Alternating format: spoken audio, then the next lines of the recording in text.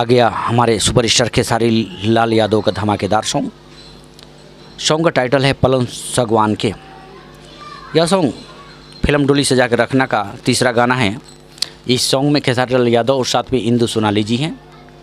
इस सॉन्ग के राइटर सुमित सिंह जी और म्यूजिक से सजाया है छोटे बाबा ने।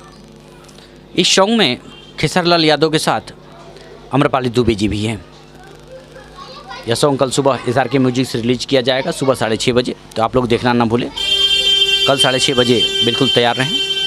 हमारे सुपरस्टार खेसारी लाल यादव जी का आज 2 गाने रिलीज हुए हैं, बहुत ही सुपर सॉन्ग थे। एक सॉन्ग कमरिया पे भाला चली, यह अनंता म्यूजिक से रिलीज किया गया था सुबह। आप लोग ढेर सारा दुलार प्यार दे रहे हैं। साथ ही तीसरी हमारे भोजपुरी से एक गाना बहुत ही सैड सॉन्ग है, बहुत ही बढ़िया गाना है। गाना का टाइटल है या खुदा। बहुत ज़बरदस्त प्यार दुलार आप लोग दे रहे हैं। इसी तरह प्यार दुलार देते रहिए।